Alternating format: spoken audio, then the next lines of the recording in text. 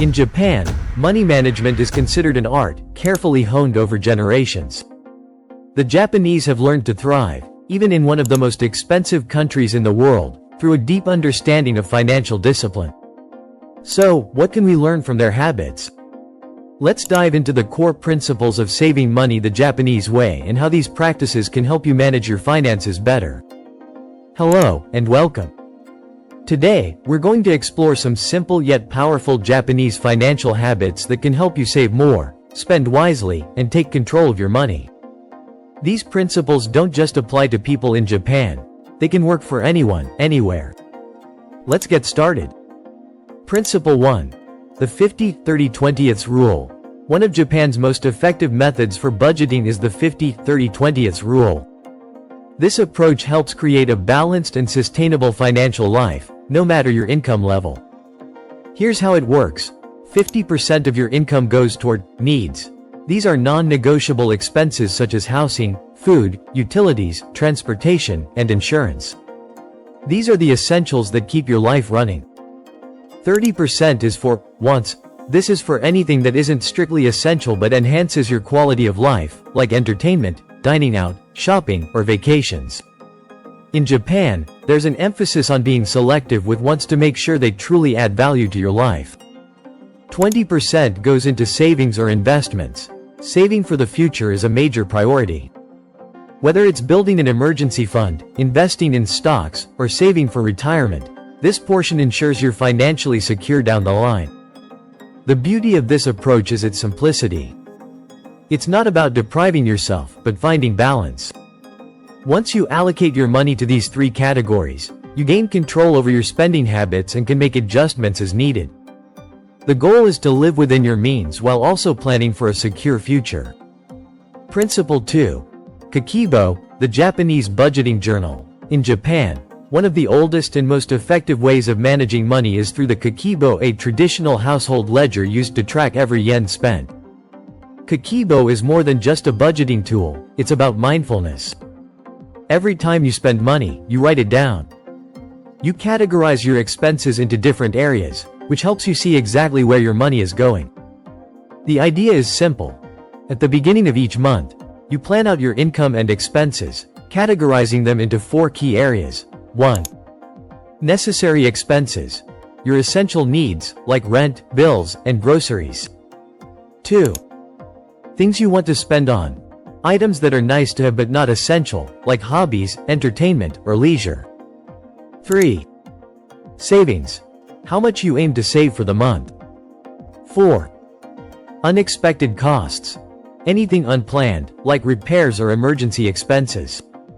By physically writing down your expenses, you get a clearer picture of your spending habits. Kakeibo helps you become aware of your consumption patterns and prevents impulse buying, ultimately encouraging better financial discipline. Principle 3. Mindful consumption and minimalism. In Japan, there is a strong cultural emphasis on wabi-sabi, which values simplicity and finding beauty in imperfection. This mindset also extends to consumption. The Japanese don't just buy things because they can. They buy what they need, what adds value to their lives, and what brings them joy. This is the heart of mindful consumption. By embracing minimalism, you reduce waste and avoid buying unnecessary things that don't add lasting value.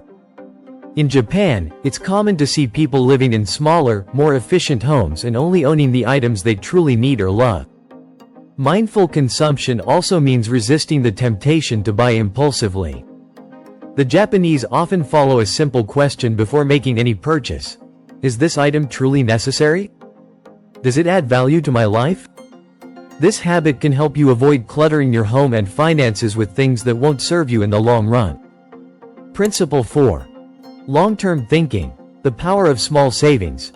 Japanese people often take a long-term view of their finances, and the idea of small savings over time can make a huge difference. The philosophy here is that small, consistent actions, when done regularly, build up to something much larger in the future. Whether it's setting aside a fixed amount of money each month or rounding up your purchases to the nearest 100 yen and saving the change, these small habits can lead to significant savings over time. The key is consistency. In Japan, it's also common for people to invest in retirement savings or pension plans early on, with a focus on growing wealth slowly and steadily. These savings grow like a snowball, so the earlier you start, the better. Principle 5. Family and community support. In Japan, family and community support play a big role in financial well-being. The Japanese often live with extended family members or share resources in ways that reduce individual costs. For example, it's common to pool money for shared household expenses, or for families to contribute to each other's financial needs during times of difficulty. By sharing resources, whether it's food, housing, or other household responsibilities, individuals can ease financial burdens and create a support network. This collective approach to finances helps reduce the pressure of managing money alone. Also, social support systems in Japan, like government pensions or mutual aid groups, further provide financial stability. In this way, community becomes a powerful tool for securing everyone's well-being. Principle 6. Saving for the unexpected. The Japanese emergency fund. Saving for unexpected situations is another key principle in Japan. Many people there have an emergency fund set up to cover things like medical expenses, unexpected repairs, or natural disasters. In a country prone to natural calamities like earthquakes, having a financial cushion is essential. In Japan, it's common for people to aim to save at least 3 to 6 months' worth of living expenses in an emergency fund. This fund acts as a financial safety net in case something unexpected happens. Without it, people might have to rely on credit or loans, which can create more financial stress. Setting up an emergency fund might seem like a challenge at first, but even setting aside a small amount each month can help you build a solid financial cushion over time. So, there you have it. By adopting these principles, whether it's budgeting with the 50-30-20th rule, tracking your spending through Kakeibo, embracing mindful consumption, or taking a long-term view with small, consistent savings, you can truly take control of your finances, just like the Japanese do. The key is being intentional with your money. It's about making conscious, thoughtful choices every day that align with your values and long-term goals, rather than being swept away by impulse or short-term gratification. These habits may seem simple at first, but over time, they have the power to transform your financial situation. It's about creating a strong foundation, one small step at a time.